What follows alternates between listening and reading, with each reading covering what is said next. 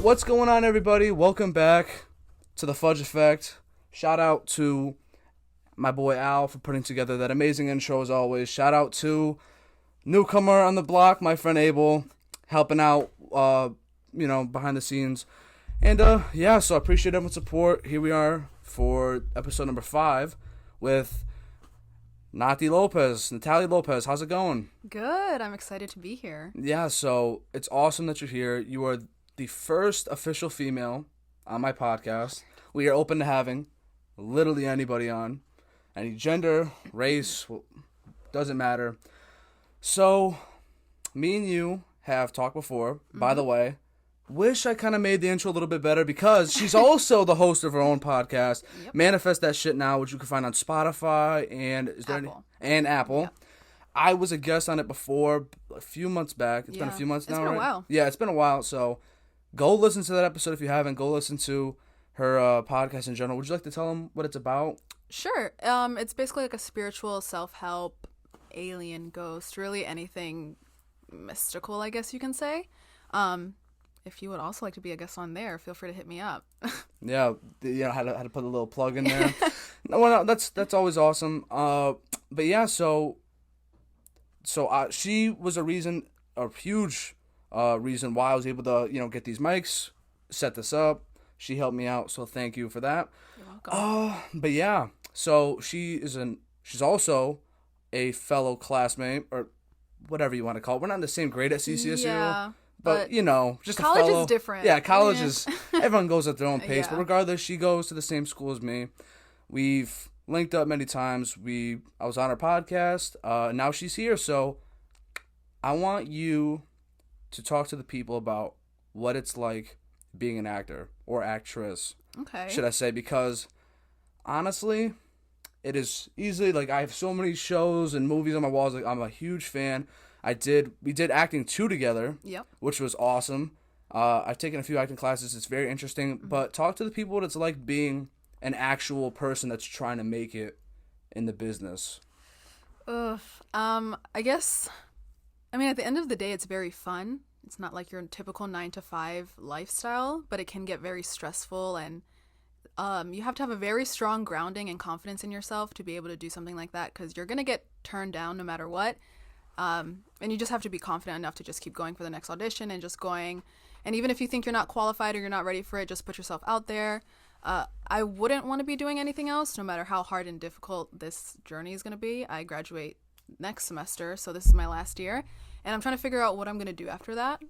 If I should just dip my whole, self into the acting world, or if I should take, a little break or go to grad school. So I think at the end of the day, you just have to love what you do and really have a passion for it. And you can't be motivated by money and fame. You have to be motivated by making art.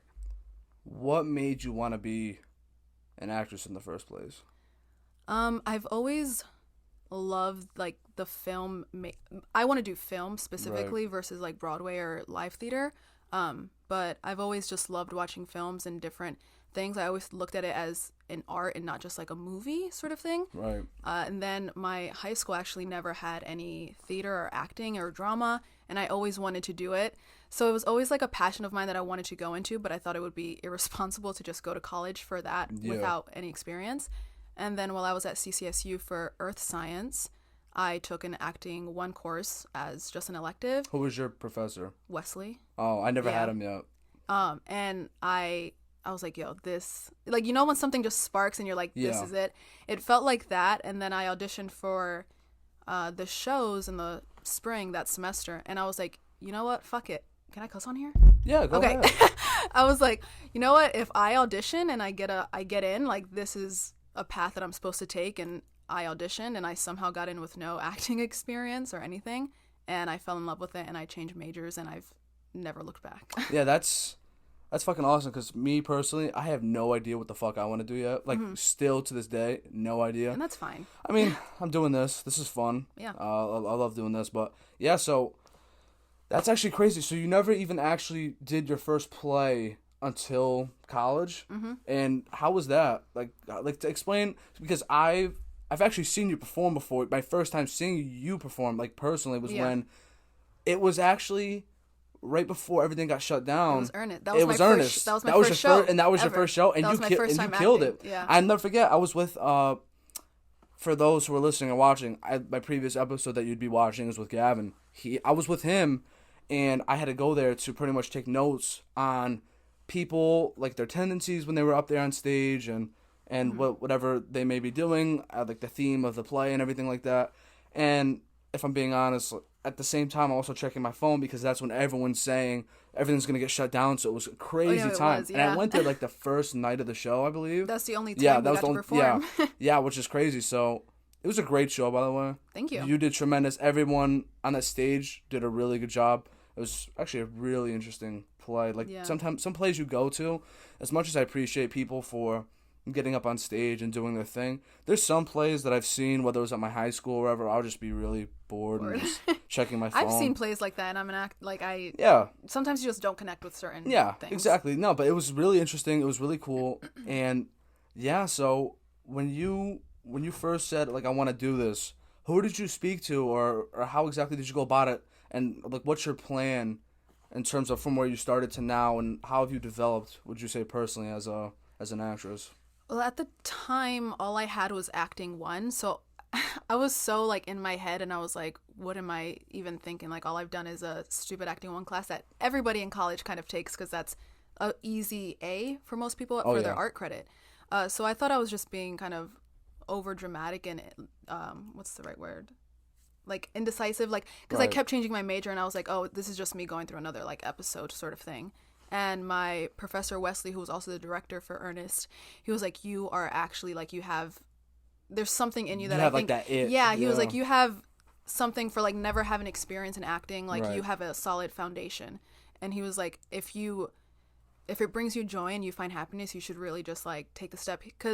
And I always thought, I was like, oh, it's, not easy to succeed, and it's such a difficult career path. And he basically was like, at the end of the day, every career path is like that. And it's true, because when COVID happened, people with these stable 9-to-5 jobs lost their jobs. Yeah. And what did we all turn towards? We all turned towards art and music and that sort of thing. So I kind of had that imposter syndrome where I felt like I didn't deserve to get cast because I didn't have any experience, and there was people there who have years of experience through high school and even middle school even. And I was like, oh, I shouldn't even be doing this. Like, I'm on stage with people who are about to graduate with their BFA and have this long resume, and I don't have anything. Right. So that's when I realized that it was really just, you have to kind of fake it till you make it and just have confidence. Man, I used to hate that statement so much, fake it till you make it. Me too. Especially when I was really depressed, and like I'll never forget, like, my therapist, they were telling me, they were saying, you ever try and just smile or try and just pretend to be positive even when you're not feeling it? And I was like, that's a load of crap. And then eventually, whether people realize it or not, it actually does work. Because let's say you're smiling and you're thinking positively, even if you're not, eventually that's going to sort of rewire your brain to where it's like, oh yeah, like, I'm going to be positive. So let's say you're miserable, you go to the gym, and then you're like, oh, I'm working out. Like, you just kind of in your brain, like, oh, this is a great workout. I'm feeling good. I'm bettering myself. And you're not feeling it, but all of a sudden after your workout, you put in a good sweat. You just put in hard work. And then after, you're like, damn, like, that actually felt pretty good. Like, and that's, just for an example, that could be like a spark. So yeah, you talk about fake it till you make it. So yeah, I'll never forget, he's going to be a guest on here soon. Shout out to Ricky. So Ricky, you know him. Ricky Hamilton? Ricky Hamilton. So when I first came, the reason I went to Central in the first place, actually I haven't even talked about this yet. First reason I went to Central in the first place, first of all, me and Abel played football together in high school. So I was familiar with the campus because we would always go there for football camps. Mm-hmm. So I knew what the football area, the soccer area, like I knew all the fields, and I knew Hilltop. That's pretty much one of the cafeteria areas on campus. And I knew pretty much like 1/4 of the campus. So there was that.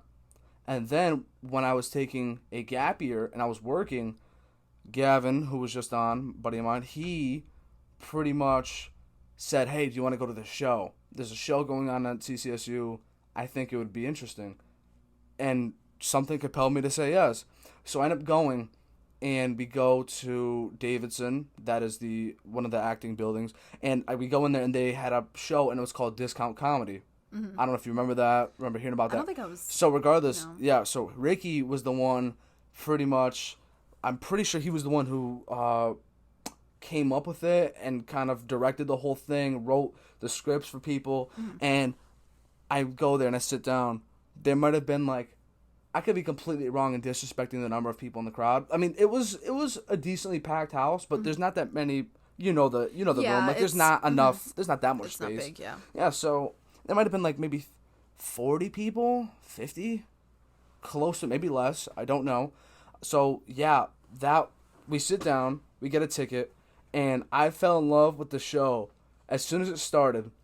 Ricky or somebody was talking up on stage, and all of a sudden in the back they're like, "This show fucking stinks," and that was a part of the act. Like that was a part of the, and I was able to tell. Yeah. And then all of a sudden it just went from there, and it was just like a Key and Peele kind of thing where you're watching the same people in different circumstances. And I was just like, these people are so positive. Everyone is so friendly in the crowd. I was like, oh my God, like if this is how it's like at CCSU, like this is the place I want to be. The show was funny as hell. I'm not even gonna lie, I'm boys with Ricky now, but I was like starstruck when I'm being serious. Like, and he's only like a year older than me, but I was like starstruck. Like, this guy is a beast. Like he's so confident in himself, knows how to conduct himself well. And like I said, this guy is he just graduated, I believe, but like we went to same school together, and just seeing that alone, I was like, if that's how people are going to be, not just because of the whole acting thing, but if that's how people are going to be on campus, I'm in. Like, that kind of sold me. Yeah, I felt the same way because I felt like I didn't have any friends at CCSU, and once I joined the theater department, like, instantly I made these connections. I was like, oh, these are people I want to be around. It's funny though, because I've met Ricky like once at a house party, like at a theater house party. He probably does not even remember me or know who I am, but like I know who he is because everyone talks about Ricky all the time. But he's pretty funny. Yeah, and he does have that energy where he's like, it's like contagious smile sort of thing. Yeah. And I remember this is hilarious. I had a little bit of a fanboy moment with him, just a little bit, when I went to CCSU for the freshman orientation. So like I said, it's funny because I took a gap year, so technically I'm a year above everybody else that I'm going in the freshman class, but my birthday is so late, December 29th. It's so late where I'm like right there with them, practically, but I have a year of experience, if you want to put it that way. So it's funny that we're all the same age, and I kind of felt a little bit out of place, and he was one of the campus guides, one of those people, and I wasn't in his group. But I was like, holy shit, that's Ricky. That's the fucking guy. I can't wait to talk about this with him. But yeah, I was like, that's the fucking guy. Like, that's him. It's him. And after the whole thing, I went up to him after everyone was done going home, the tour was over, and I went up to him, and I went to go shake his hand. And I said, like, hey, Ricky, like, my name is Mario, blah, blah, blah. I'm very interested in what you do and what you did. I went to your show. Here, I was in the audience, even though I technically wasn't a student at the time, and I just came the whole breakdown, and he like was like, Mario, you just made my day. And I was like, dude, like, I was laughing. I was like, dude, you're the man, and he gave me so like we exchanged social medias, and then pretty much he talked with me, and he explained the whole improv thing, and so from there, I was going to, while he was there, another fellow person who was doing improv, Hunter, shout out to Hunter, he was hilarious as shit. So there was those two, there's Azario, shout out Azario. So, there was a bunch of these guys who were funny, captivating people. Yeah. You just know, no matter, we could be playing basketball, we could be in a drawing class together, no matter where we are, what we're doing, I know that these guys are gonna, like, this is where I want to be. Yeah. And I was, me and Gavin, we were going to all these improv, classes and, like, playing the games, and it was so fucking funny. And it was just even funnier because I knew if my friends saw me doing this shit, they would think I'm kind of crazy. And it was just so funny to me how, there'd be times where I'm on Snapchat making a funny-ass video, sending it to my friends. Abel knows. I'll be making, like, stupid, funny-ass, pointless videos. And I was like, oh, I know I can make some people fucking laugh. Yeah. So eventually, over and over and over, we're just playing, whether it's the same games, different games, but I could tell, I was like, holy shit, I'm kind of getting better at this. And I'm just doing this for fun. It's like a skill. Yeah, it wasn't even, but it also was kind of getting me more confident in myself in terms of being around people and not being afraid of being yourself in a sense. So I'm doing all this, and then eventually one day I get the text, me and Gavin, and they were saying, we want you to perform. And I was like, dude, get the fuck out of here. Like, I'm not performing. Like, I was just doing this for fun. Yeah. I got stage fright, which I still do to this day, even though I did perform. And I'll never forget the night before, me and Gavin, they're just simple, funny-ass games, and me and him were doing the drill. Like we're actually being prepared to fucking perform in front of, like, a million people. And we're like, give us this game, give us that. Like, what do we do here? What do we do here? And we were actually really taking it serious, even though it was fun. And then eventually, me and him did perform. And, it was tremendous. I had people coming up to me, even though it was just one time. I had people who came up to me, shook my hand, and said, you might be the funniest person I've ever seen. You just made my fucking week. And it was unreal. It was an unreal, out-of-body experience. Having people, like, for a second, it felt like I had fans. Yeah, a little celebrity. Yeah, and they were like, dude, like, you are tremendous.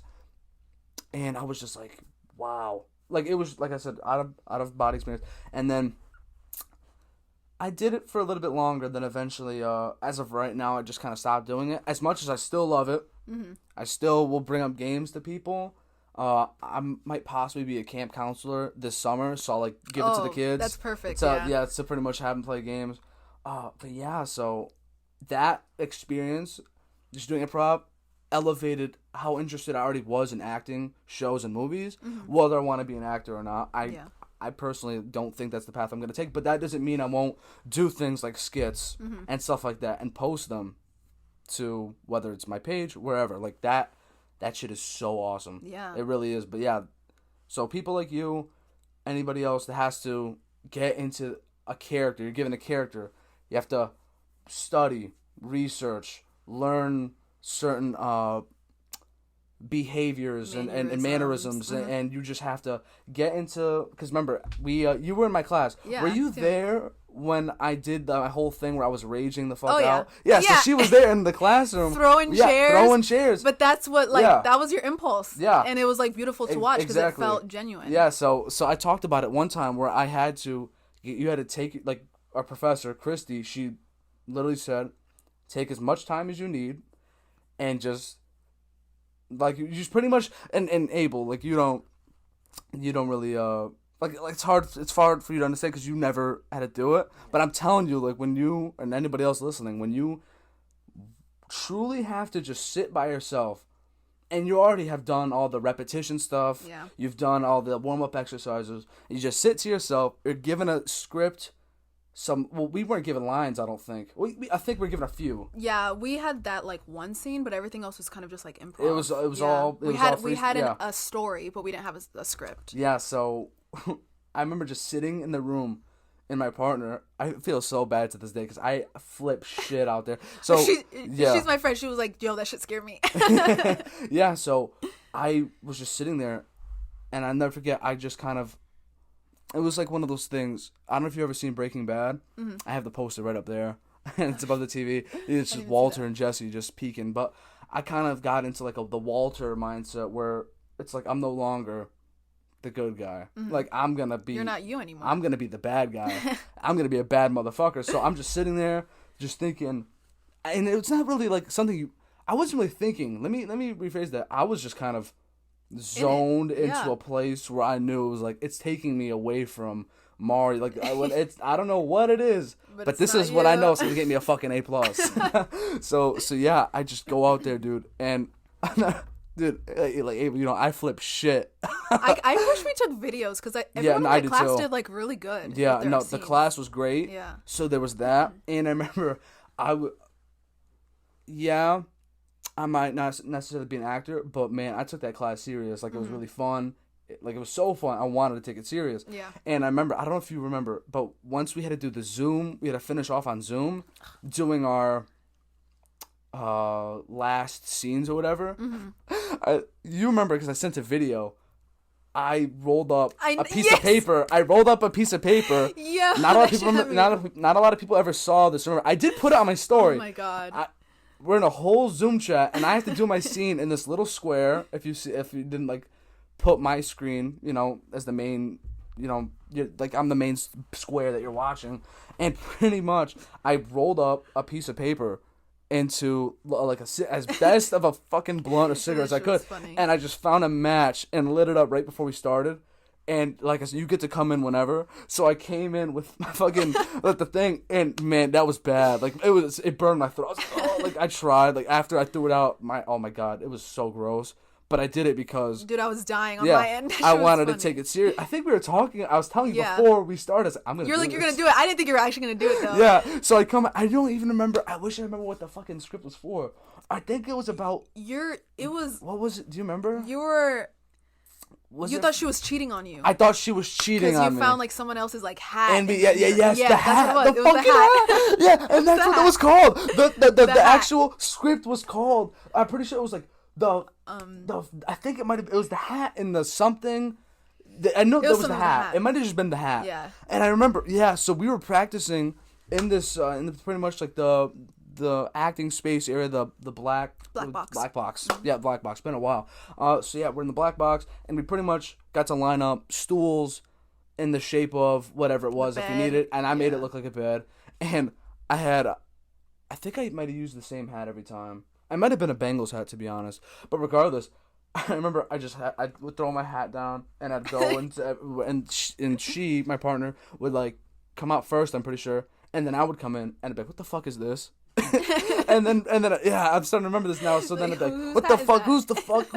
Whose hat is this? What the fuck do I look like? Like a fucking, you know what I mean? So, and then all of a sudden I just start raging out. Like, every script I got, I ended up raging out. And it's funny because I'm not an angry person, but when you mix very passionate, what can be a loudmouth at sometimes, a very eccentric person into a scene like that, oh my god, 10 times out of 10 they're gonna fucking demolish. I wish I took a video because it was in person is obviously different. I wish I took videos of everybody. It's like it was so fun and it was so great.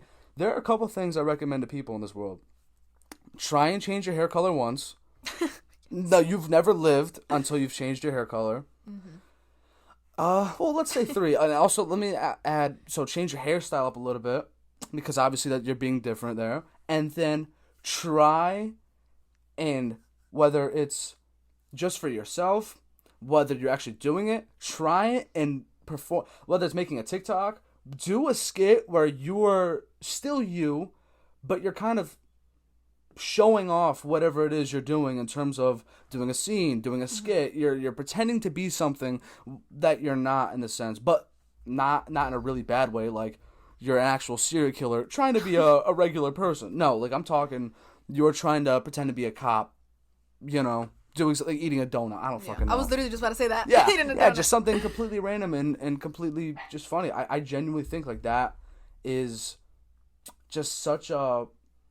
You learn so much about yourself. You know what I mean? You truly learn so many different things in terms of what you didn't think was possible. Yeah. You didn't think that you could pretend to be this. And you actually do a really good this. Mm-hmm. Like, let's say you're pretending to be, I don't know, someone funny. And you actually do an impression. And it's like, holy shit. I'm good at impressions. That was a funny ass. You should do this. And you see it all the time on TikTok. People pretending to be, certain actors or famous people. And they just end up being really funny. But yeah, so as great as that, all that stuff is. So in terms of whether it's acting, your life, I've talked about plenty of times how COVID, especially since I was at your play when everything pretty much stopped. Yeah. Since then, how has your life changed? Good or bad? Overall, definitely 100% better. In the middle of it, I was definitely going through it. I felt, because again, it was like right when I was starting theater, I was like, great, now I have no experience compared to all these people that I'm graduating with. And I'm going to have to go into this world where everything's going to be slim pickings because, they're going to do smaller casts. Everything's going to get smaller because of COVID restrictions and COVID guidelines and safety. So I felt like a lot of my opportunities that I could have done were just like cut in half. So then I started to deal a lot with like, oh, well, should I be doing this? Like, you know, that self-doubt that you kind of always have. Oh, yeah. I stuck with it anyways because I was like, no, this is what I'm supposed to do. I love it. But I definitely, COVID was a shit show in the beginning. I got super depressed because I felt like I had just started to find my place. Yeah. And then it was just taken away from me. And I felt like I started to lose myself a little bit, and I just lost my sense of self. And then me and my boyfriend at the time were having like insane troubles. We ended up breaking up. At the time, we were together for like a year and a half, maybe almost 2 years. Right. And I don't know if have you seen BoJack Horseman? I've seen clips. I've never actually sat down and watched the full. I might have actually the other week. I pulled up the show and tried to watch the first episode, and then I just ended up like falling asleep. But yeah. Well, after the first season, the show gets like super. That's what I hear. Super intense, and I'm so thankful that one day I was like, "Fuck it, I'll just watch this." Like I had nothing else to do. I was laying in bed. Right. That shows the reason that I got therapy. Really. There was this one character, and I think I've talked about this on my own podcast before, where I could not stand this character because she annoyed me so much. I was like, oh my God, all she does is self-sabotage, all she does is complain, all she does is like bury herself in the hole, she thinks everyone's out to get her, she cuts like all of her relationships. And one day something just clicked and I was like, I don't like her because she has all the negative traits that I hate about myself.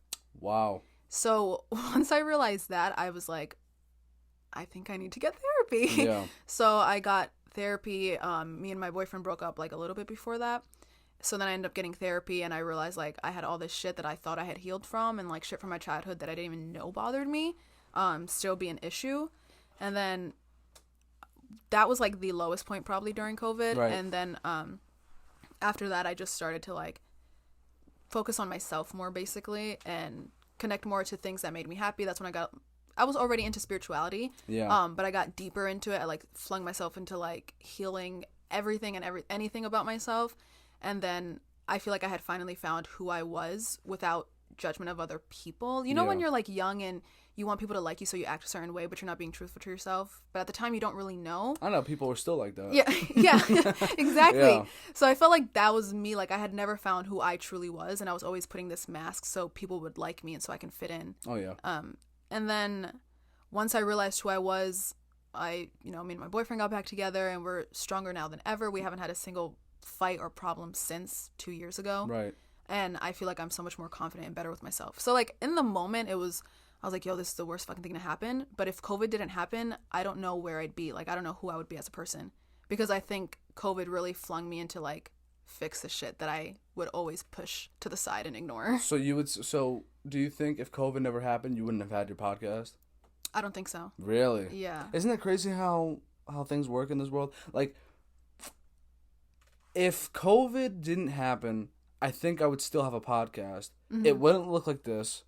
I don't think I'd have anything in this room that you see right now. Yeah. Because I was blessed. I mean, I'll always, be humble about this. I was blessed enough to be I was working at a music, like, concert theater, which is pretty much the number one thing that people could not go to during, especially during, like, the worst in the beginning of the pandemic. So I was able to, me and some people who were working there were able to get unemployment. Thank God. I mean, hats off to anyone that had to work through all of that. Like, when it was really bad. I had to work at a bakery, dude. Yeah, I was like, why is this essential? Yeah. Who needs a cookie right now? I was like, make it yourself. Everyone's baking. No, seriously, though, like, I'm never going to brag about it, but, I'm blessed. Like, I was able to buy a car. I was able to buy necessities, I was able to pay off, some school, which is absolutely awesome. So, a lot of people... And Abel is also someone else who was one of the people who, like, you were there when I was, like, really down, and then coming out of it. So you saw, like, when I was in my house here the whole time after graduation. And, so as soon as COVID hits, everyone, and, you could say something. No. Yeah, Abel's a little camera shy. It's all right. No, but seriously, though, like, when COVID happened, and it first happened, everyone around me was like, what the fuck are we going to do?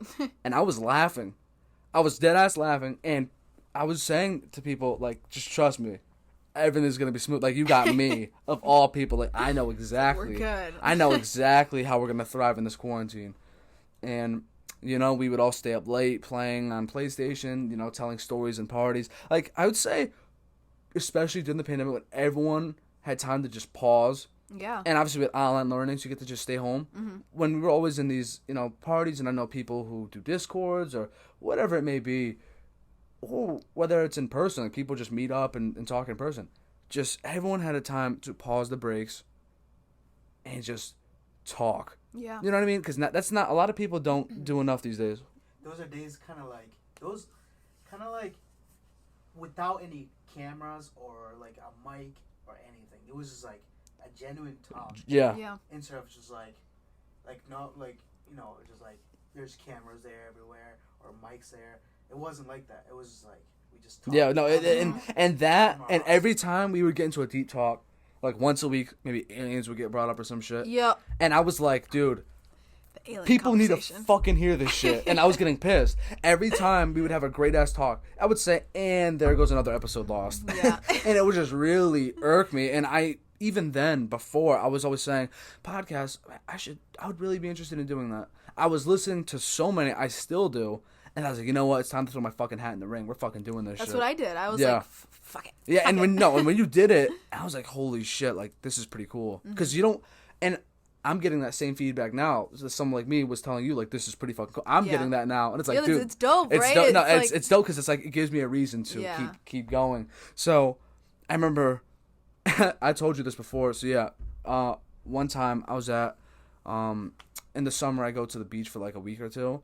And, man, it was a full moon, stars are out. I said, I'm throwing out a fucking episode. And literally me and my friends are just walking on the beach, and I'm just walking. I'm like, damn, she's preaching right now. I wonder what episode it was. Yeah, I don't even remember, but a lot of your episodes pretty much, in the end, circle around the fact, you know, stay true to yourself, be positive, it gets better. Like, that's kind of the whole mantra. And people should seriously go listen to a podcast. It's really good, whether you're into that shit or not. I'm personally not an astrology buff or into, you know, the whole zodiac sign thing. I know you are. Yeah. I know a lot of people are. I mean, I'm a Capricorn. You want to tell the people you are? Sagittarius. You want to? It's Sag season. Yeah. How did you want to tell everyone like how you got into that stuff and what what makes you believe in all that? I was always into astrology. I think from like since I was little, I always thought it was super interesting. Zodiac signs. I think it stems from the wanting to like understand how people's minds work, and as a younger person, it's kind of hard to understand that. So I took like the astrology route to try and understand, like, you know, like a little 12-year-old me was like, oh, you're like that because of this. And then as I got older, astrology based things, I would watch videos, and then it led me to like tarot, and then it led me to meditation, and then it led me to like all of that realm of stuff, I guess you can say. Right. And I just felt very called and connected to do it. I don't consider myself like a religious person. Yeah. So growing more spiritual, up, right? Yeah, I would consider myself more spiritual. So like growing up, I was raised to believe in God, and I don't not believe in God, but I never felt like it was only like one God sort of thing. Yeah. So also like my curiosity when it came to religion, I think led me down that same path and sort of thing, and hearing all about different gods, goddesses, deities, however you want to, you know, call it. And I would say it's always been there. It's just within the last 5 years is when it got really prominent, I guess, in my life and became like a daily practice sort of thing. Yeah, so that's actually a really great transition. So I think at some point, especially if you're raised always going to church on a Sunday, always have to go, you'll have to learn what happened. You have to learn that Cain killed Abel. Yeah, I'm sorry. I just had to throw that in there. No, but seriously, no. But you have to, you know, learn about the 10 Commandments, or you know what I mean, like just all the like the main principles of. For me, I say I'm Christian Catholic now. Growing up, I'm just Catholic. I go to Catholic church, I'm Catholic.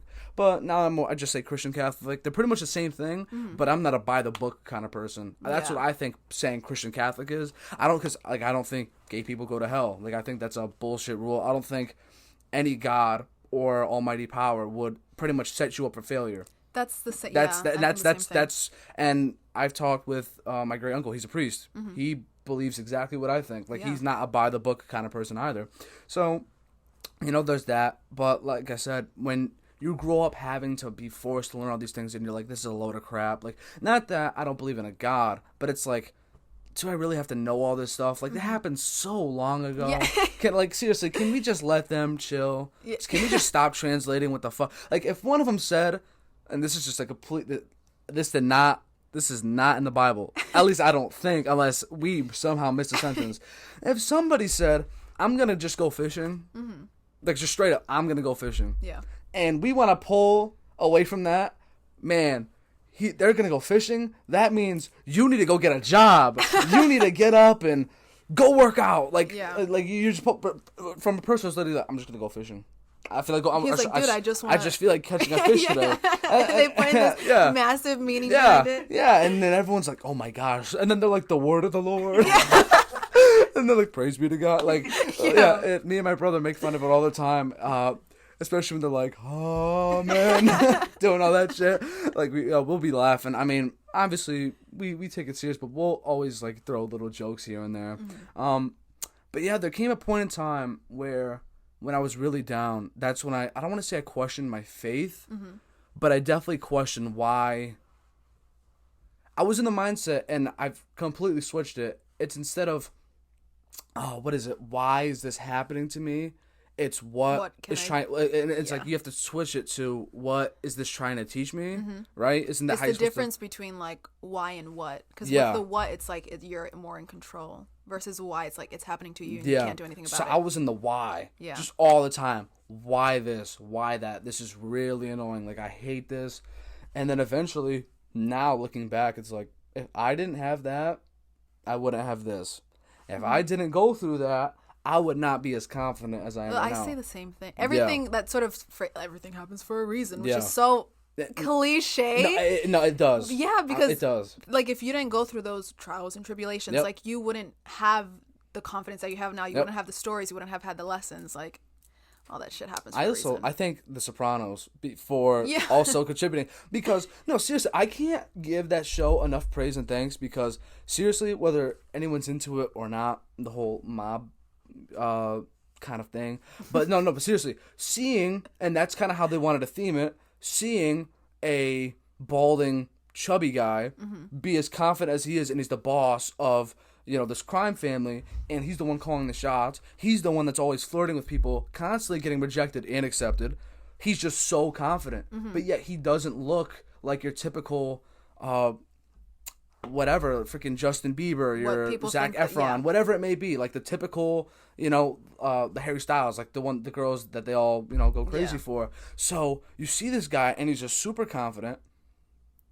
People are talking shit to him. He's talking back. He doesn't give a shit. He wakes up with a freaking robe on, going outside to get the newspaper with a freaking cigarette or or a fucking the whole ass bottle of orange juice, just sipping it from the carton.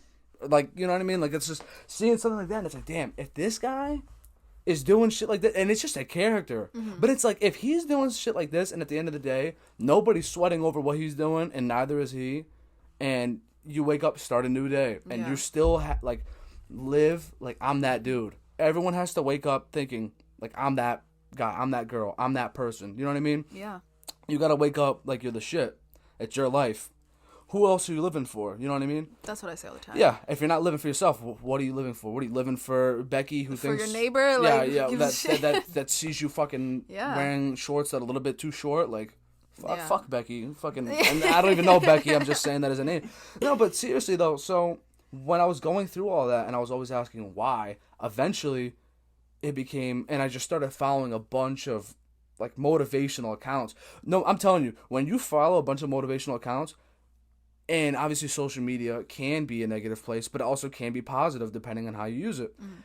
If you follow nothing but positive motivational accounts, It rubs on you. Yeah. And I literally, every day, even to this day, I'll literally wake up, open up, within 3 scrolls, I'll see someone saying, like, go wake up this morning, like, you got this, or, you know what I mean? Like, it makes a difference. It's constantly in your face, like, you got this, push through the pain. Instead of asking why, it's what are you trying to learn from this? How can you get better from this? All the time. So now it's like, I went through the bad, now I'm in the good, and it's like, even if I slip up, I have nothing but good, so I can just you stay. catch yourself more. I can just stay on that side of the line. Yeah. Because, seriously, I will never stop saying this. I genuinely feel bad for people that are going through it right now, that went through it, and they have at times, their demons are still trying to fight. Yeah. And all that. But, seriously, it came to a point in time where once I started thinking, the what, and what am I trying to learn from this and all that, then I still haven't gone to church in a really long time, but I also had another grandparent pass, just earlier this year, but still, like, I got Philippians 4:13 tatted from my shoulder to chest, which pretty much means I can do all things through Christ who gives me strength. I got a cross with my grandfather's name on it right here on this shoulder area. And then, it just came to a point where it's like, I'm going to live my life no matter what. Whether there is a God or not, I'm going to live my life being the best possible person I can be.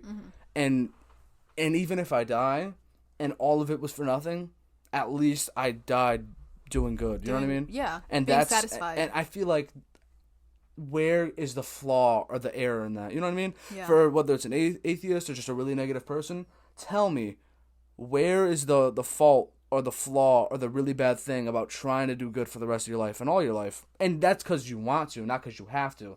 I'll say this all the time. I don't hold the door open for someone, so I'm like, oh yeah, there's 10 points plus for me to go to heaven. Like The Good it's Place, like a bar. have you seen that? Yeah. One of my favorite shows It's ever. so good. I was just talking about rewatching it. Not many people have seen it. Dude, that ending. So everybody listening, if you classic. haven't seen it, you need to watch it. The Good Place is a have you seen it? fantastic show. I've told him about it. I've told so many people. You have to watch it. It's so good. So good. No, like, I'll never forget when. And there's so much philosophy in it. Yeah, I'll never forget when their first God, I forget he's a famous actor, the old. I don't know it. Yeah, I'm so the bad old at guy. names. No, but he's I'm pretty sure he was like famous back in the he day. was. So for him to play as like the director of the whole place, like, it was pretty iconic for people who recognized him. Yeah. But this guy, he's like, oh yeah, we keep tallies of pretty much all of the good and bad things. Everything you do. Help a lady cross the street, plus 50.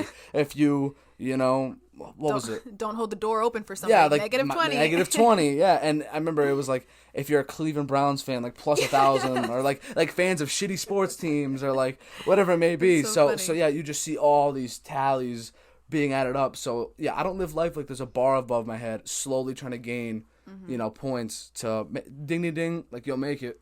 Yeah, but then that falls under, if you're doing it solely because you want to like go to heaven. Yeah. Is it really with good intentions or not? No. You know what I mean? It's like, Yeah, that's when you get a little bit flawed. Yeah. I just genuinely think I'm not a scumbag, douchebag, piece of shit, or an asshole. I don't think I'm any of those things. To some people, sure. You want to call me? Not everyone is gonna see eye to eye with you or, like you. That's just everyone's always a villain in someone else's story. at least exactly. once. And you know what? It's what it is. I don't. Yeah. I try not to. I don't think I hate anybody, because if you hate someone, that means anytime you hear their name or you think about them, no matter what, it's just you're wasting that energy. It's let like them I have gotta that control over you. I gotta say that for myself. I'm sorry. Maybe years ago I did. Yeah, I mean, Definitely who doesn't? me too. Who doesn't meet someone? I mean, Abel, you might not know who he is, but Abel, you hate Ricky Rubio. For those who listening, he's an NBA player who's a Spanish NBA player who just, to him, has a really punchable face. And anytime he gets brought up, Abel's just like, I want to slap this shit out of him. Yeah. It's so crazy. Yeah. Yeah. It's how it is. Yeah, no, but seriously though, like, it's hard to, especially for people with anxiety, it gets kind of misconstrued, because when I had really bad anxiety in high school, and let's say I was the type of person where if a girl was nice to me, I like you. I was that person. No, seriously though. Yeah. That's kind of You're yeah. like, yes, no, yeah, yes, that's kind of how it was. But I also had to find them attractive. But that's kind of how it was. And whenever I saw a guy, just even if they were asking for the homework answers, I would just be sweating.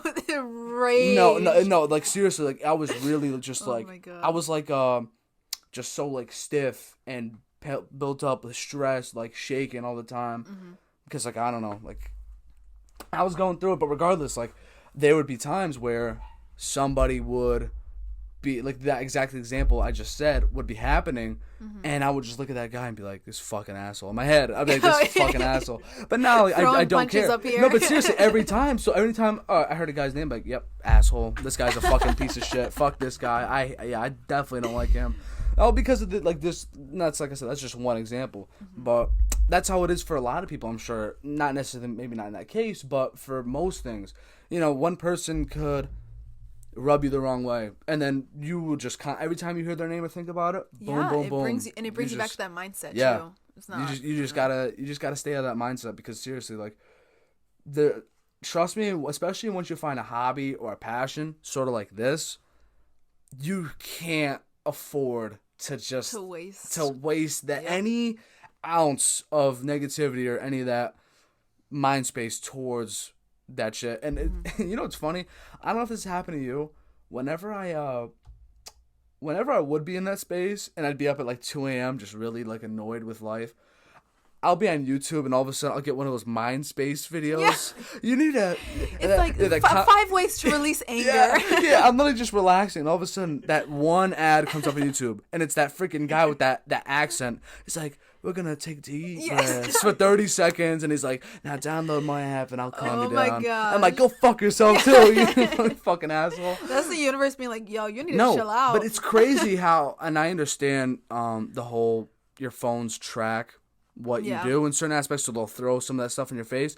But seriously though, like we talked about it, everything does happen for a reason. I believe that. You believe that. Do you believe that? I mean, yeah. I mean, anyone else that's listening, I mean, it's definitely a good thing to think about and believe in, that everything happens for a reason, whether it's a god, whether it's the powers that be, the universe and the way it works. If you believe in that, then no matter what, so let's say you're in a toxic relationship and it eventually gets cut off, and even though all you knew was that person, so let's say it's like your first boyfriend or girlfriend or whoever, and you're in a toxic relationship, and then eventually it breaks off after like 5 years, but it was a bad, rough 5 years.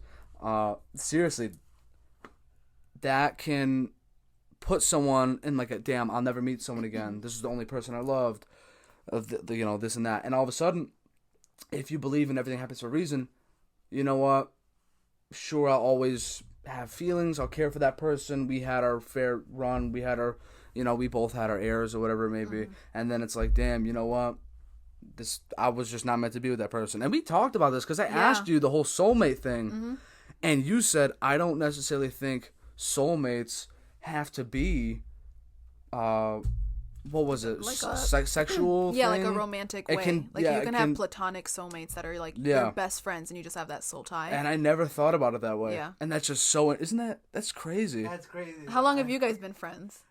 Since 8th grade. Yeah, like that's like a soulmate. You know what I mean? Like, no, yeah, and it's funny. The way we met was we were in the same homeroom, and one day I was asking what his name was, and I was like, "Hey, so I saw your name is Abel." I was like, "Is it Abel?" He's like, and he was really shy, like really shy, and all of a sudden he just says, "No, it's Abel." And I was like, oh, Abel. And then all of a sudden I started making the Cain killed Abel jokes. I would always say like, oh, what are you, disabled? Like I just started using yes. I just started no, but seriously, and then it just became a point where Abel's like, you know what, everyone here is a fucking piece of shit and an asshole, so we might as well talk to this guy. Yeah, we were in the same homeroom, and it just kind of went from there. But yeah, so, and then me and Gavin, we've been friends since kindergarten. Damn. And how long do you know friendships that last? Because that's hard. It is. And in high school, and it's crazy because in high school, and this happens to a lot of people, whether you get into band, orchestra, sports, everyone eventually sort of like, especially in our town, that's how it worked.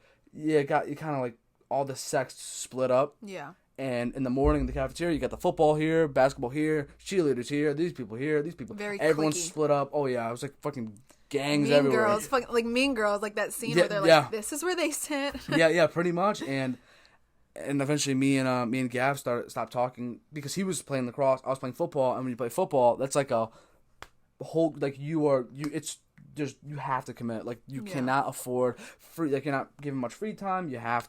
You're pretty much all in or not in at all. So I kind of stopped talking to a good amount of people because of that. And then all of a sudden, right after high school, pick up where we left off. And once I was done with my whole fucking depressed phase or whatever. But it's crazy. It's crazy the way the world works and how time heals all wounds, and not just that, but like how people slowly just come back together no matter what it may be. That's a soul tie. Yeah, I don't want to call it like an inseparable thing, but it happens. If you're meant to be friends with people, you're meant to be friends with people, sort of thing. Man, I will say this though.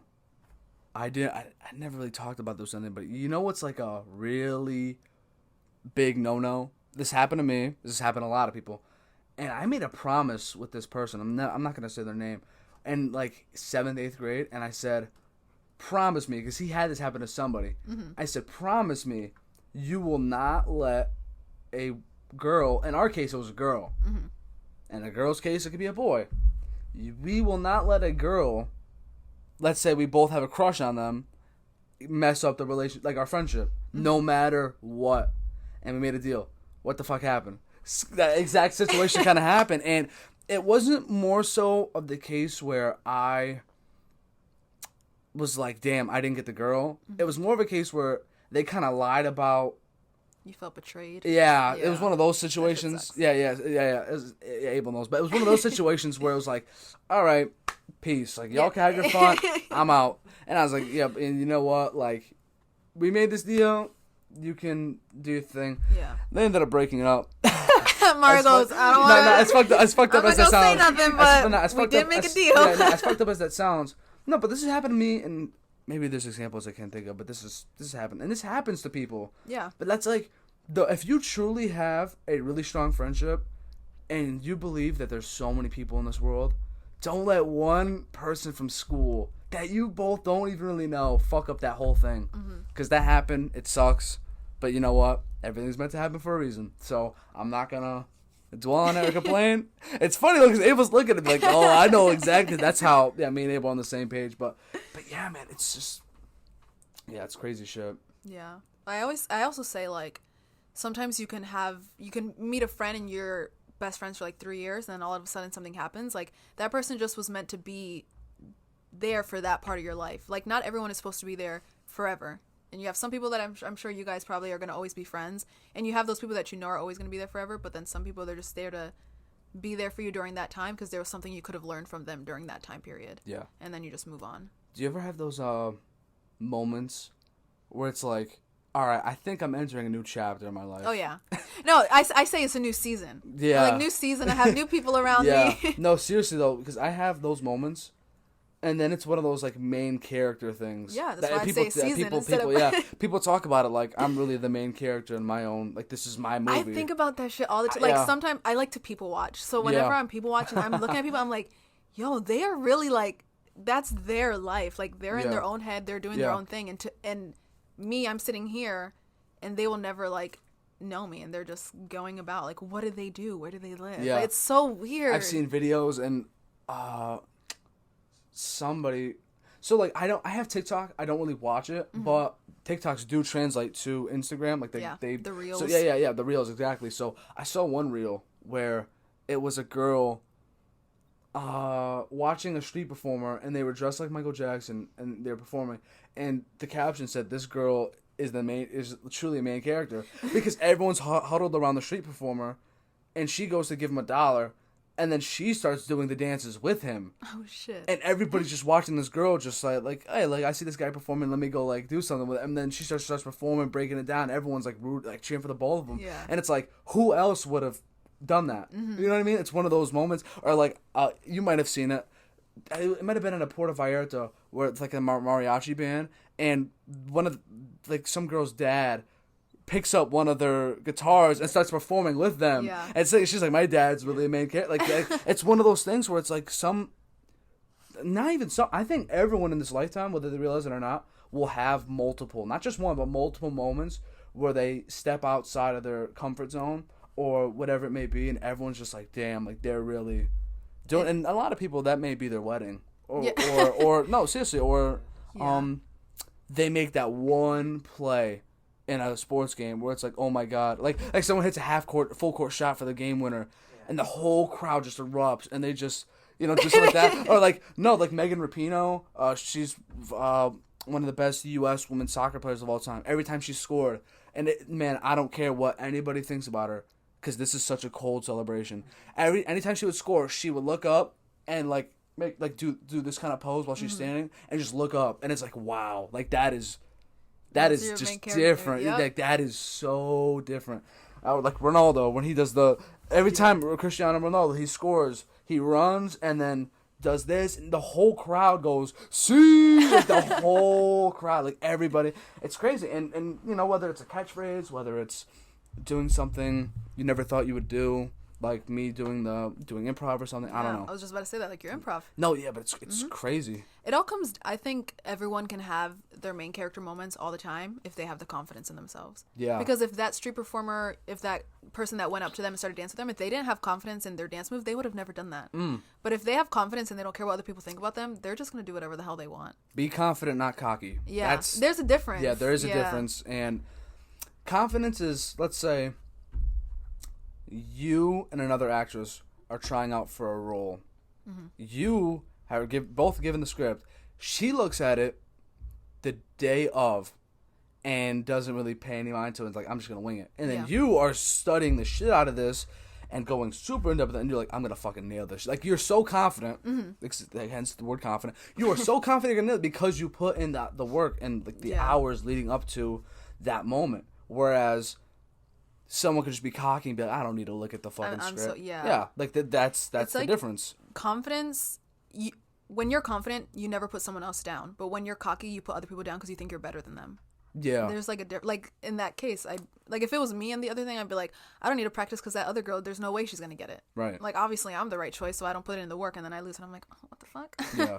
But then you have some people like Michael Jordan, where during the pandemic, like most sports fans, young and old generation, you know, they consider him to be one of the greatest athletes ever. You watch his transcendence from being a rookie and what the work he put in to eventually get to that mountaintop, and how when everyone acknowledged him as the king and on top, how no matter what, he put in so much work and so much effort, even though he was an asshole to his teammates, it was in order to breed them to be champions. And he said, and I'll never forget this, he said it, and he got kind of emotional when he said it. He said, there wasn't one thing that I asked somebody else to do that I didn't do. And you see him, you know, you see all the clips of him working out and constantly just working. And when you work that much, and clearly you do have the talent and the skill and whatever it is you do, yeah, sure, you can be cocky and be an asshole. You could choose to be that. But if you say or acknowledge yourself like, yeah, I believe I'm the best, but you put in so much work, it's like Leonardo DiCaprio. Yeah. People acknowledge it whether you like him or not. Lots of people hear his name like, oh yeah, he's one of the best ever. And you see his movies and you're like, holy shit, look at the range. He can play as what's Eating Gilbert Grape. He played as that movie's like, yeah, he played as I forget what he had. He was disabled, right? In the movie, yeah. He was super young. That was one of his like first films ever. And then he plays as Jordan Belfort in Wolf of Wall Street. He plays as a hunter in The Revenant. He's a movie coming out where he's trying to play as, which I can't wait to see. It's called Don't Look Up. I don't know if you heard about it. I don't think so. Yeah, he has a new movie coming out with it's the woman from The Hunger Games. Jennifer Lawrence. Jennifer Lawrence. Yeah, so they're both the main characters. And they're trying to warn, I can't wait for this to come out. I think it's going to come out on Netflix. But they're going to be, at least in the trailer, they're trying to tell the world that there's a comet or an asteroid heading towards Earth, and it's like going to hit dead on, and they're trying to tell, you know, the president or the political people, and they're like, who cares? Like, they're just kind of shrugging off. They're like, holy shit. And yeah, Leonardo DiCaprio is kind of playing like a not really, I don't want to say a nerd because that's kind of disrespectful, but he's playing as like a really intuitive, smart, he's wearing the glasses, like science-y kind of guy, and him and Lawrence, like they're trying to tell everybody, and Ariana Grande is going to be in it, Kid Cudi's going to be in it. Yeah, what a cast. No, they got to cast. Jonah Hill's playing as one of the assholes. My brother loves Leonardo DiCaprio. No, he's tremendous. I'm surprised. I feel that way about Johnny Depp. I love Johnny Depp. Really? Oh my gosh, what? Johnny Depp is like, my goal as an actor is to either have that kind of range, Johnny Depp, or to be in like some sort of project with Johnny Depp. He's tremendous. He's Listen, insane. I've never seen a Pirates movie. By the way, I say I love really? it, but like I've seen the I've don't look at me like that. I know. I've seen every other Johnny I'm only Depp 20. movie. I got plenty of time. I've seen every other Johnny Depp movie except Pirates of the Caribbean. I've never seen it. Yeah, I know. Okay, I saw the Marvel movies. Give me a break. I gotta watch one. I'm watching Seinfeld right now. Yeah. One thing at a time. It's funny. I just started watching Seinfeld with my boyfriend too. What episode or season are you on? We're still in season 1. I mean, I've seen Seinfeld. I'm on before. 5. That's why I had it thrown on. I've seen Seinfeld before, but he hasn't. So I was like, yo, let's just throw it on and see. Yeah. No. Is it true that the last episode is crazy? Someone told me that the last episode's really crazy. From what I remember, last time I watched it, I was like super young with my mom. I'm pretty sure it was like some wild ass ending, but that's why I don't want to like watch it because now I kind of like it's been so long. I want to like. That's why I love watching some of my favorite shows because sometimes I forget certain important things and I rewatch them like holy shit, I remember this. Yeah, and it's crazy. But yeah, Johnny Depp. I think the movie might. I forget what the movie was called. He was in a movie. Look it up for me, Abel. But he was in a movie where he's like involved with a bunch of drugs. Might have been called Blow, to be honest. And he played as like a sort of kingpin, I think. Sort of like a Scarface kind of guy. And dude, like he. Yeah, it was Blow. It was called Blow. Yeah, dude, he was tremendous in that movie. Yeah, he was so. And then it's funny because I didn't even realize like you see Pirates of the Caribbean. Or at least you know, whenever there's a Pirates of the Caribbean, you see Jack Sparrow. Even if you haven't seen it. That's all you picture. But then you see Willy Wonka. Yeah, or Charlie and Charlie, and you like, holy shit, that's like, Johnny Depp? Or like Edward Scissorhands. Or even and the that Mad too. Hatter, like what even that's Alice in crazy. Wonderland? Yeah, Alice in No, Wonderland. that's crazy. No, Edward Scissorhands, I think one of the most underappreciated movies. That's what I say. Yo, I watched every I've seen year. I've seen that movie every year. Yeah, I either so watch it good. on Halloween or they even play it for Christmas too, I think, because the whole snow thing. Yeah, no, that is such a phenomenal movie. He's insane. Yeah. That's why I'm like, all right, I need to get in Hollywood fast because he's gonna retire soon. No, but didn't he get fucked over? Yep. Because don't talk about her. You know how you feel about that other person. That's how I feel about that girl. Yeah. Her name is Amber Heard. I cannot stand her. Yeah. So what? What is she like? Wait, didn't she like beat him up? Didn't she like, was like very him? abusive to him, and then she went around and was like, oh, he abused me, and because she was a female in Hollywood, people always believed her, even though there was no evidence that he hurt her ever, and there was so much evidence that she hurt him. Really? But it was still like people still don't believe it, and there's still people who like don't. And he still got fucked over. He just came out. There was evidence that showed that from their apartment how they like. Oh, she like made it up. Mm-hmm. Really? Like, she literally admitted to it in like a recording, and people still were not believing it. No. Like she's cut off like parts of his fingers. She parts of his fingers. It was like I heard like the tip of his finger got like super messed up, and she like she is such a horrible person. That stinks. Do you know what he's like been up to recently? Like is he in a movie coming up, or is he like doing anything? I want to say he was coming out with something. There was something that they were both in. And they tried to cut him out of it because of this whole thing that was going on. And everyone was like, dude, it's literally not Johnny Depp. Like, it's Amber Heard. And then once, like, the court cases and stuff started to go more and there was more evidence that he was right, they took him back and kicked her out. And that sort of thing. But it's like, even Disney tried to kick him out of royalties for Pirates of the Caribbean. That's what I kind of hate about the whole... Back to him, but... No, but that's what I kind of hate about the whole... I don't want to say necessarily, like, cancel culture, but the whole... part in terms of if as soon as one company that you're associated with is the one to pull the plug, then everyone's like, all right, we're gonna follow suit. That's the one part that kind of annoys me. I mean, it's I understand like you're trying to like be safe and don't want your brand fucked up, but then I kind of hate where let's say then you're found innocent and you're just left shit out of luck. Yeah, like that. I feel like that's kind of messed up. I mean, it's a really obviously a very controversial subject with how people feel about that. But are you into Travis Scott at all? Like, have you heard? Have you talked with anybody about the whole Astroworld thing? Yes, I have. Yeah, what do you think about that? I've never been really a Travis Scott fan, so it's not like I was like, oh, he's in deep shit. You know, right when you're a fan of someone, you try to defend them as much as possible. Yep. I looked at it from a very biased, like an unbiased, standpoint. I think he was at fault because I think he enabled that behavior beforehand, even before. Yeah. The fact that he kept it at the same venue that he did a concert at 3 years ago, knowing his fans that's where huge, it gets. That's where I'm like, I was like, why? If 3 years, your fan base obviously probably doubled, if anything. Yep. Especially after Astroworld, like that shit was huge. Yeah. So of course you need a bigger venue. That's the one part that's the one part where it's like where you're trying to defend him. And I'm a Travis Scott fan. I have no problem saying that. As an artist, tremendous. Mm-hmm. As a person, I still think he's a good guy. It was just a really unfortunate situation. I always try and say that. just something that's like really unfortunate. Like he's in deep shit right now. Obviously, it's really sad what happened to those people. If I was saying if I was him, and you're paying certain people to do a certain job, man, I'd be really pissed at his I don't know exactly. People. Yeah, like the people that were behind setting up the location and everything. Yeah. Like if anything, you should have just told them, look, we can't have Do it more at this people. We have to have more of this. We have to have more of that. But instead, they probably could have been like, sure, everything's good. They just did not. Honestly, it came down to them not giving a shit. Yeah, like I heard they just had only a couple water stations for that many people. Yeah. They had, like, I don't know if you saw that video of people as soon as they opened the gates, like people were hurtling, trampling over. You know how many people passed away from being. Also, I don't understand how as a human you can like step over. Like you have to know that you're stepping on a body. No, that's why I'm claustrophobic. Yeah, I'm me super, too. not just because of the concert. Yeah, but in general, like when I see people, I say this all the time. Whenever I see people, it gives me anxiety. Run, like let's say it's football, and especially you're wearing pads, you run 50 yards for a touchdown, and you have your teammates who are 200 plus pounds. That's one person.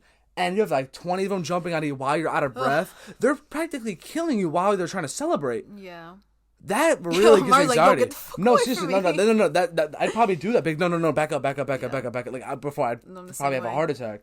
So like seriously, because and I was watching a video of he's like one of those album critic guys. Like when he listens to an album, reviews it, he goes song by song, and he kind of also does what's happening in the music industry and all that. And he did a Travis Scott Astroworld Fest kind of take, and he talked about how they had a lack of water, lack of supplies, lack of cops, lack of So EMTs and all those things. And it's crazy because while that was going on, the guy kind of said it's kind of crazy to think about how those people probably weren't picked up until, or some of those people, I don't know if it was all, but some of those people weren't noticed or picked up until after the concert was over. Yeah. They were just probably laying there because, so and it's probably because lots of people who you said trampling on one another, their experience at that concert was worth more than somebody being trampled, which is crazy to think. And that's why I would never go to the pit. I'm going to a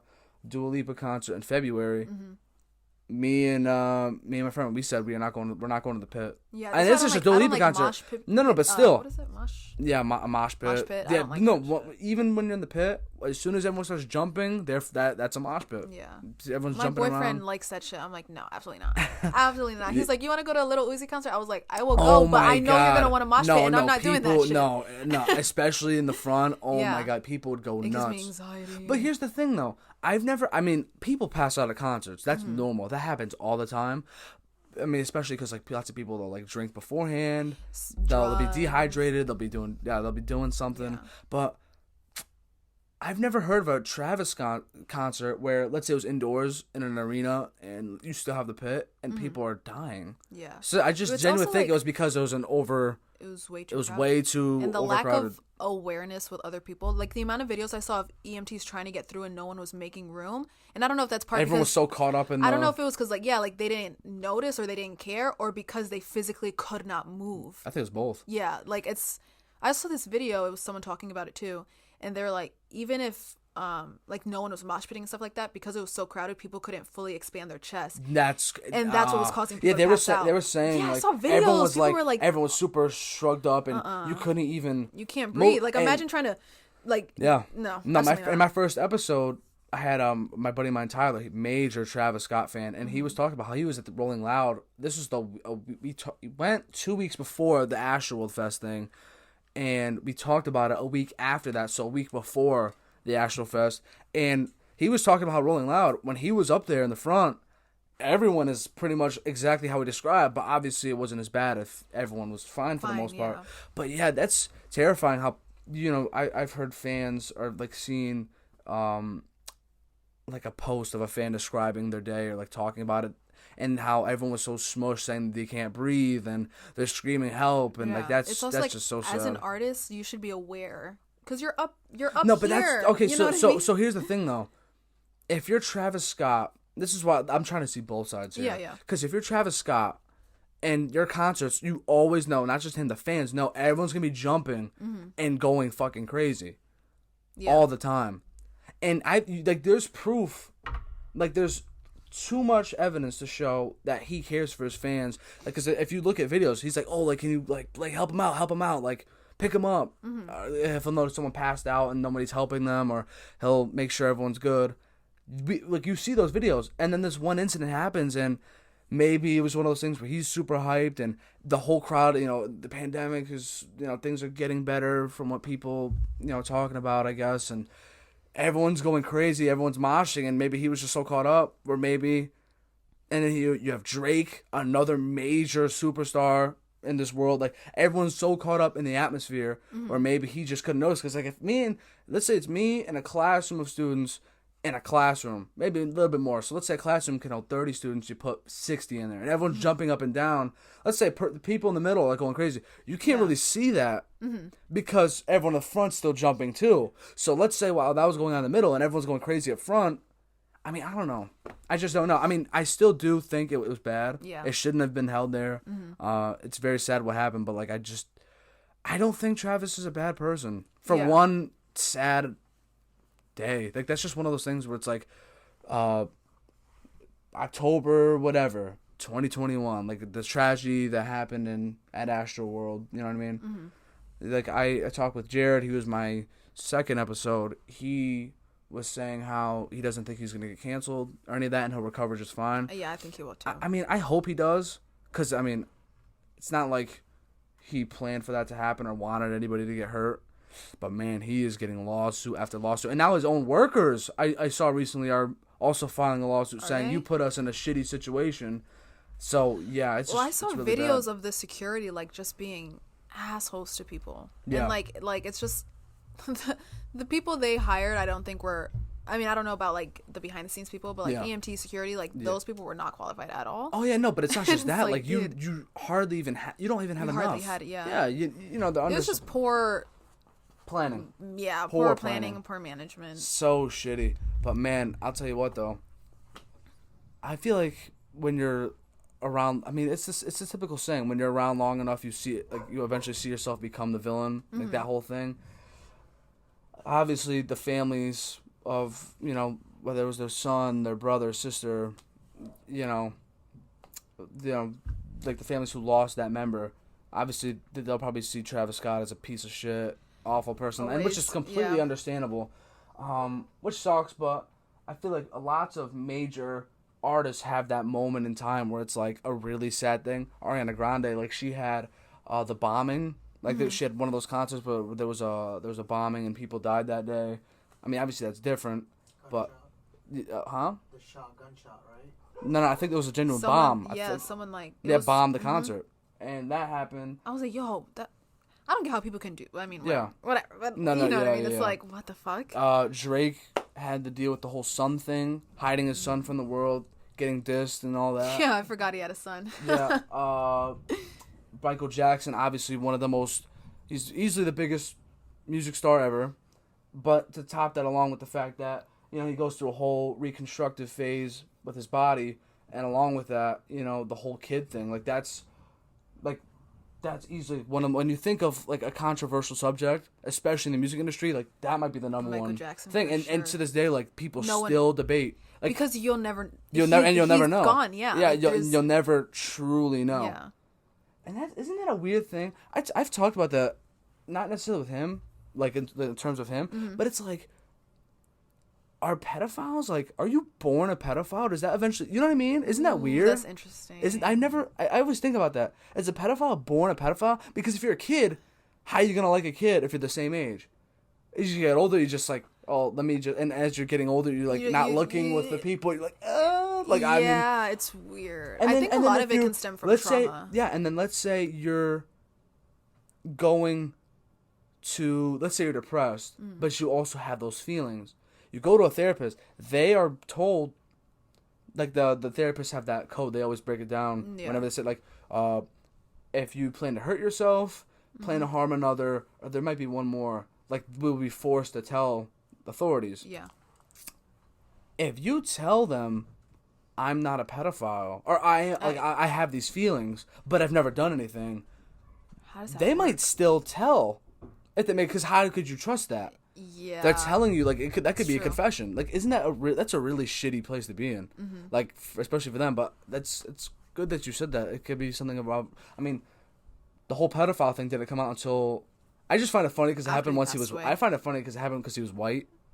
Like I always make jokes about that. No, but seriously, like. But all that stuff came out after he passed. Yeah. So it's like, you will never. Yeah, like a couple documentaries dropped Yeah. after he passed too. But like, it's just weird. Like, I genuinely don't know. Yeah. You also just like. It's weird to think that you pass people in the streets and they could be like murderers and pedophiles. Like all these like crazy shits. And you'll just never fucking. Have you seen the Ted Bundy thing on Netflix? Yeah. I saw that too. It's crazy. Like, and it's funny because when we look at him, Zac Efron. No. Yeah, I saw the that. film one? I Or saw the- that. oh, the I saw actual, like, both. yeah, I saw yeah, both. I saw both too. But it's funny because I love how they pick Zac Efron because that's how they describe it. He was not good. No. To us, he was no. To us, he wasn't good looking at all. I'm like, No, to us he wasn't, but to them that's how they describe it. It was Yeah. a guy who to them looked like sort of like that, and it's like there's no way this guy could be a killer. Yeah. And I remember watching the documentary, and man, he was a smart ass dude. I Yeah. will say that. Like he talked, he escaped prison twice or jail twice. And he left the escaped, like, courthouse. the courthouse. Yeah, yeah, that was even crazier. Like imagine escaping the crazy. courthouse and just running and hiding. Yeah. It's because it all yeah. came down to him being, confident Wise. and charming. Yeah. Because he was like, he had that. He like, represented energy. himself in his own case. Yeah. That's He was nuts. so like smug about it. Yeah, and people were actually like some people thought he was telling the truth. I see people like still think like Ted Bundy that people are like, oh my god, he's so cute. I wish he would do that to me. And I'm like, you guys are sick. I've seen people comment shit like that. I'm like, you guys are sick ass people. Oh, Because it's like That's people like gross. people actually lost their lives because of him. Yeah. You're over here being like, ha ha ha. I'm like, shut up, girl. I would say because if someone Yeah. was chasing you, you would be shitting your fucking pants no matter how cute he is. yeah, Also, he was not that cute. I don't know why. nah, he. He was creepy looking. Guys talk about this. At least I do. Unless guys are just really insecure, you have to acknowledge when not you have to, but you kind of look stupid if you don't acknowledge that a guy looks good. Like that's not even being like not trying to be disrespectful. just being That's confident in your that's just not masculinity, being like gay because that's what you're mad gay for saying that and shit like that. No, like if I always say this like a Justin Bieber. Mm-hmm. Justin Bieber, I think the majority agrees he's good looking rather than ugly. A guy like Chris Brown, no matter how you feel about him, guy looks pretty fly for what he does, and especially if you could dance, you could sing, that adds to the thing. The Weeknd, I think he's a fly guy. You know what I mean? Exactly. It's stuff like that. Like, I could beg. Especially in 2012, What are you gonna? 2011. Yeah. What are you gonna call it? You had like Yeah. Justin Bieber haircut everywhere. Yeah, Everyone what are you gonna tried to call do every that. guy ugly? You just look stupid. Somebody has to look handsome or look good. You gonna call The Rock ugly? You gonna call my dad ugly? Me and Abel debate this all the time. Yeah, I talked to yeah. Why? So, You think Croc's ugly? No. He thinks The Rock is his dad. No, so me and him have been debating this for years, for centuries. So it's an inside joke between us, but this is gonna be like a lifelong Yeah. bad, like to the point where, let's say, God forbid, I did get fame. Like imagine I get on much attention, and then The Rock is like, listen, none of you are my children.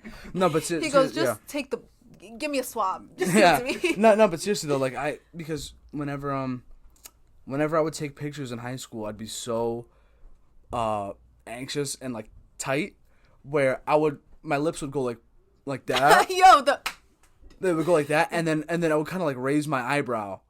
It was I weird. know exactly what you're I would kind of raise my eyebrow, and then eventually people would be like, "What are you, The Rock?" The people, like, because he was notorious for like Yeah, doing for the that. eyebrow thing, and then for ha-has, my mom would always make fun of me for it. So when I had my senior photos, she said, "Do the eyebrow, do the eyebrow." That's what a lot of my family members said. They'll say, "Do the eyebrow," and then me and April, I was like, that's really my dad. And I took a picture one time on Thanksgiving a couple years back, where The Rock has like an iconic photo that people still make fun of him. the where he's- turtleneck. yeah, the turtleneck, and he has the curls and the fanny pack and the jeans. Like, the choker, like Yep. gold chain. Yeah, and I kind of look like that, and I was like, damn, like, that's really my dad. Obviously, he's not my biological father, but, like, no, my dad, I love him. My actual dad, love him. But The Rock's my dad, so, like, no, but and then April's like, nah, shut the fuck up, like, that's my dad. And me and him were in a group chat, so let's say The Rock will post something.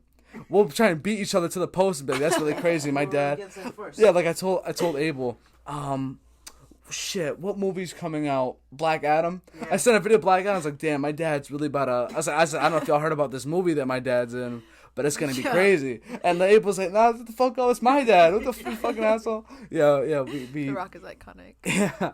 No, but man, I have these moments. I don't know if you ever have had these moments in your life, whether it's dreams, whether it's just thinking that you and a celebrity just have a moment, like in a dream. Like, man, I've talked about this with Abel, and he was laughing his ass off.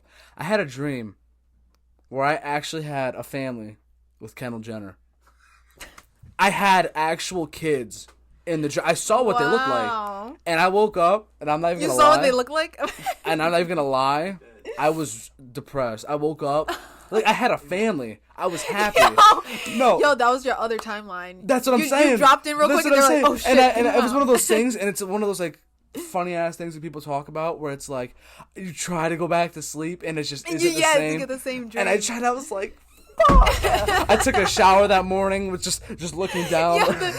Just, like, sad music playing. You're like... Yeah, and I was just looking down with my hand on the wall. And I was just like, man. Driving and it's raining and you're like... Yeah. No, but seriously, no, like, it was real. Like, it felt real. Yeah. Like, and it's... People talk about this, like, once you're in your dreams, is that a completely different dimension? Like, you actually go to sleep. I think that, dude. If you go to sleep, is that one of those things where it's like the Avatar movie where you go into the thing, close the thing, go to sleep, and then you have a completely different body in a different place, or you're in a different... I mean, or if you want to be a scientist and break it all down, you're just sleeping, your brain waves are... Boring. Yeah, boring. No. Let's think outside the box for a sec. Like, let's say you're being transcended to a completely different time and space. Well, it's like, did you watch SpongeBob when you were little? Yeah. You know that episode where he hops into people's dreams? That shit was funny. They did that in Rick and Morty too. But yeah, I do. I think it's another timeline though, because it's just funner to think that. Oh yeah. Also, like, imagine this is a dream timeline, and then in like another timeline we wake up and we had a dream where this happened, and we're like, that yo, would be what the trippy. fuck was that? I had a dream I was on a podcast. Do you ever have deja vu? Oh, I know. all the seriously. time, to the point where I can finish people's sentences. Oh shit. No, seriously, there'll be times where I'll be just sitting in the car. There'll be times where I'm sitting in the car and we're going to get some food with my friends, and I'm like, what the fuck? I feel like, and like some song will be playing, and you know what's gonna happen. And I'm like, wait a minute, like, it's too specific. Yeah, I don't think I can necessarily guess what's gonna happen next, but it's like, this is a little too familiar for me. Yo, those moments happen. And I've I had hate that. moments where I've said what my friend says at the same time, and she's like, what the fuck was Yo, that? Hey, looking at me.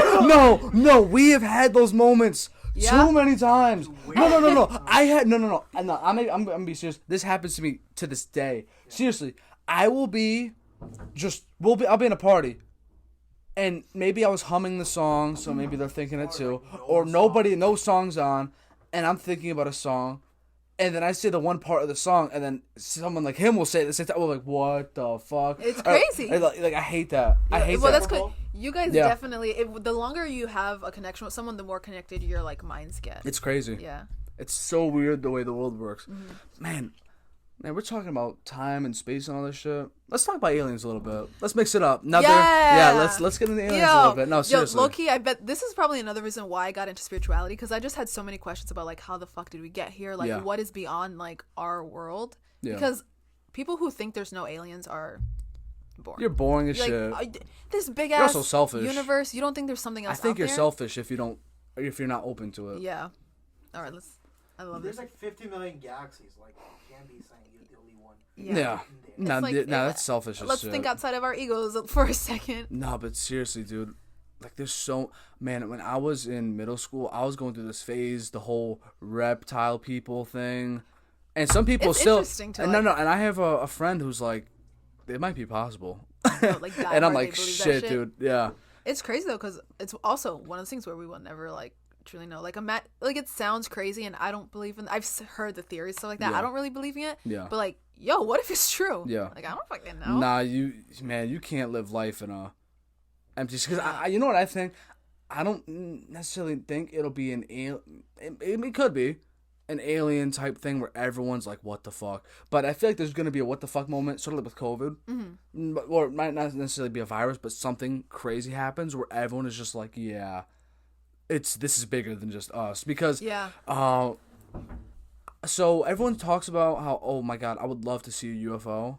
And so I forget who told me this, but they were saying, I think that our brains are so, whatever, like inside the box. Close-minded. Where if a mothership, let's say, landed right above your house, you walk outside, you will be in such shock shit your fucking pants. where you wouldn't even be able to, like, move. You would just be like this. Because you never think it would happen. We talk about it. We all, like, but what if it happens? We believe in aliens. You believe in aliens? Yeah. Yeah, but if you see one, you shit your fucking pants. No, like, I saw a shooting star. Mm-hmm. You were there for that. I saw a shooting star. That, and it was like that. Like, it's just, fast. they just go. They're so fast. It's like, and the fact that it's like, everything in space is moving that fast, first of all. Like, right, what does the planet spin at? I forget. Like, thousands of miles per hour? Yeah, we don't even feel it. Yeah, no, that's crazy. Crazy. Like, if you try to stand, you don't feel shit. No, but it's funny, and everyone tries to think it's like a joke when people say it, that we're just a bunch of little specks on a floating rock, floating in a never-ending like space. You know what I mean? Yeah. Everyone laughs about it, where it's like, let's say like you're working at a shitty job. Let's say you're working at a shitty and you're miserable. It's like, at the end of the day, just remember, it's not that serious. Like we're literally a speck on a ball, floating around in a circle like this. Mm-hmm. That's crazy. In 24 hours, you're moving in 40,000 kilometers.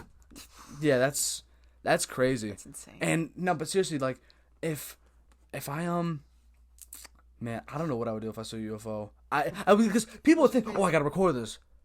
I might be too scared to even. I don't think I don't even know. Would you want to meet someone from or an extraterrestrial? I don't know. Maybe. I say yes, and then they like abduct. I have a dream, and I'm like, yo, I met an alien. That shit was too real. Yeah. Well, have you seen that? And I don't even know his name. A guy who claims he was abducted by aliens, and he's done documentaries. He's done books. Is it Barney or Henry something Hill? Can you look up the first ever? Is it the first ever abducted person? Or the person who with like story and like he was on the Joe Rogan podcast like a couple months ago. Yeah. I watched the whole thing too. I remember. Like, it might be Barney, Henry. I don't even know. Something. I could be completely wrong, but like he's one of those like. He has documentaries. He just has. Walton. Huh? Travis Walton. Is it Travis? Can you show us? I don't. That doesn't look like the guy. Look up Joe Rogan, alien abductee, something like that. Like the guy had like a mustache. I don't know if he had it back then, but yeah, I remember seeing this thing, and I meant to look it up because I completely forgot. I think I have it saved somewhere on my phone to like watch it. Yeah. But people were saying like the shit he said, like it just one of those things where you know how some people just have like a very trusting story and it seems very real. Like everyone says that shit about him. Yeah. Travis Walton. Was it? Show me a picture one more time. It's the guy, right? Yeah, his name. That's him. Yeah, Walton. That is him. Yeah, so it is him. All right, thank you. So that other picture was just like probably when he was younger. No, but seriously, yeah. So that's so he literally, his story has never changed. Yeah. Every time. That's why it's like. And it's crazy because like, notice how the people who are just in the wrong place at the wrong time, and they're like, notice how it's like a place where they are really isolated, away from a lot of people. Because what if they are watching? And here's the crazy thing: you see videos all the time of like objects floating, and I hear this word all the time when it comes to this. It's like the whole proportion or propulsion. I think it's propulsion. Yeah, something like that. It's like they will go from 600 feet in the air to right above sea level in less than a second. Like, that's crazy. We can't explain that. And the government has finally acknowledged that there are these things. They just don't necessarily know what they are. Yeah. So, you got to keep an open mind crazy. when it comes to that. But seriously, like, that guy, his story's never changed. And then there's another guy that Rogan had who was the, he worked for Area 51. And he talks about how he actually worked with that, he worked with like that kind of equipment, that kind of technology where they don't know what it is, and it's way above their level. And he talked about, and they erased all of his, because he kind of was a whistleblower. After he worked, he went and told the news like what he did, where he's from, and at that point, if they made him disappear, that would have looked kind of suspect. So Bob Lazar, yep, Bob Lazar. So his story's never changed either. Clearly, the way he speaks, the way he talks about physics and everything, the guy's educated. Yeah. They erased all of his education. He has no forms as to where he went to school. They erased they erased everything. And supposedly, if he were to take you to certain places, like they know who he is, like they'll acknowledge him, but somehow all of his information about all of his past history just gone because of this thing. Insane. Just like the whole Epstein thing with his wife or whatever. She's in she's currently like being confined right now or whatever, like and wherever she is, like in prison or wherever. And the whole Epstein thing where it's like he didn't most people, a guy with that not controversial, like he did do those things, with that crazy of a story, just all of a sudden he's in jail and the camera somehow goes out and he somehow ends up hanging himself. It's very suspicious. So that happened to him, and he never got a chance to confess as to what he did and who was there. And supposedly there's a list of everyone that was on Epstein Island, all the celebrities we may love and adore and admire. A lot of those people could be 100%. just as bad as him. Like, I've seen some of the names. Like, it's crazy. I heard, like, Ellen was on it. Yeah. And whether it's just visiting or they were a part of, I don't know. It's really suspect. It's kind of like the Squid Games. Like, with all the... Yeah. Damn, that's crazy. Spoilers. Yeah. Yeah, that show was so good. Yeah, no, but seriously, if this woman somehow... There's so many, like, missing children, too. Yeah, no, but if this woman somehow just ends up dying... It's gonna look bad no matter what. And she's been, in confinement or whatever for a really long time now. Yeah. And they're still not. I don't know when her trial is or her date to confess. But like, if they let her speak, she's gonna be confessing to a ton and exposing a lot of people. So I don't know if they're gonna let that happen because probably not. Yeah, I don't think they're gonna. And it's scary because we, as the public and like, we want to know the truth. Like, what if all these people that we do admire are put into that position because of the higher powers, and they just find random people? Hey, we're gonna give you these songs.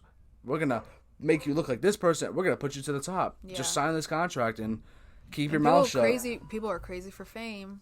Yeah. And money. I've heard stories of people where they've signed their life away pretty much to be sent to the top. I don't know if that's terrifying. Do you believe in the Illuminati and all that shit? What do you think? I believe in the idea of the Illuminati. I feel like the Illuminati theory is kind of like super like cringe now and a little crazy. Yeah. But I do believe in some of like the aspects of it, of like quote unquote selling your soul or like signing or doing things so you can further yourselves. Like, I definitely think that's... They think that Michael Jackson... There's a theory that... Is this still recording? Oh, no, I think it's still recording. I think we're good. To be honest. But regardless, I think Michael Jackson... No, that's fine. I think there's a theory that supposedly he was trying to get out. That he was try to get out. And there's a interview that he was in saying, they're trying to come after me. They are trying to come at my reputation. Damn. And he kept saying that. And I don't think... It might have been on Oprah or something. And he wasn't asked, who are they? Or maybe he was. I don't remember. But he kept saying, they're coming after me. And all of a sudden, it might have been a week, month. I don't remember how much long later he eventually died. Because he was supposedly in it, tried to get out, and... I don't know, but Janet Jackson said the same thing. She said, they got my brother. They. Like, who's they? Like, what do you mean by that? Are you talking about... And honestly, I wouldn't be surprised if it was his father that put him in that, because his father was like... See, that's what I think. And a lot of people don't want to believe that. No, this is what I say. Like, controlled all of them insane. That's why I'm still on the edge in terms of the whole kid thing, because the way he was raised... When it's hard, we can't comprehend it because we were all kids. We had a childhood. Yeah. He, as soon as he was 4 able to walk, he was singing. He was dancing, singing. He was a money-making machine right as soon as he was that, and he had no time. And you hear stories of his dad whooping his ass, and sad. you know, supposedly his family was always making fun of his face, like his nose and shit like that, and that's why he was insecure all the time. And then eventually, as he gets older, you notice the subtle changes. Yeah. And he did have a disease, which people, whether they know it or not, he had a disease called vitiligo, which is one of those things where you have like those blotches and your skin is starting to conform. Yeah. So, do I think he bleached his skin? I mean, I think he definitely did something to eventually make it all blend in. Because, like, if you see, you have off the wall where he's completely, you know, like his natural color. Yeah. And then you see him get a little lighter. And you know what's crazy about this? And, like, from Thriller to Bad, even in Bad, if you ask me, even while he was, like, pretty much fully white, he still looked good at that point in time, if you ask me. It's just a matter of once the nose got sharper, he got the, like, the indents in his cheeks. And I feel like he didn't He was just so insecure. Yeah, I feel like it's... He never liked the way he looked. Yeah, exactly. Like, he looked in the mirror and he wasn't. He was never happy. Yeah, exactly. And that's just so sad. And before he died, the doctor that got put away because of letting him, I'm pretty sure what he was taking every night was what patients use before surgery. Like, they give patients before surgery. Damn. That's what he used to go to sleep every night. That's crazy. So, I mean, yeah, the man was always in the spotlight. No, well, that's why when always. he raised his kids, he had them with, like, bags over their heads. Have you seen the fucking video of him walking in a grocery store and they paid actors to pretend to be buying groceries just so he could experience what it's like to go grocery shopping? Who does that? Like, who even lives like that? As yeah, fuck, dude. like he literally was like, hello, like looking at people, because everywhere he went, people are mobbing him. Yeah. People would kill. Everyone knows. If you're famous at a point, people would mob you just to say they got to touch you, and they don't care if you die. They don't care about your privacy. Like, it's crazy. That's why it's tough. Like, it's like, I love doing this. It'd be cool if eventually I got a fan base and all, but like, I kind of do enjoy being able to. I couldn't imagine going to J. Tim's and everyone's like, what's fucking Mario beloved? I'm like, oh, I just want to eat my fucking wings, all right? Yeah. Relax. I appreciate the support. You know, fucking DM me or something, all right? Go DM me. Yeah. Seriously, I mean, I don't know. What's that pressure that you get once you have a fan base or people watching you? Seriously. Dude, hey, listen. I use my phone as my camera. Clearly, I don't want to jinx it or anything, but hey, look. It has been an absolute pleasure having you on. I definitely want to do this again at some point. Yeah, definitely. Hey, everyone, listen up once again. Please go listen to the Manifest That Shit Now podcast. It's very great. It's just take a few minutes of your day whenever you feel free to, you know, just listen. And you always release on Fridays, right? You still do that? Yep. Yeah, just take time to pretty much, you know, just relax. Be at peace with yourself. Listen to a very good narrator, just pretty much giving you the spiel. Yeah, seriously though, this has been awesome. Damn, this was a really good episode. What do you think? Oh, it was great. Yeah. This is definitely a good one. It was fun. But yeah, you know, that's gonna do it. I hope everyone has a great day and a blessed day whenever it is you're listening. And yeah, we're out.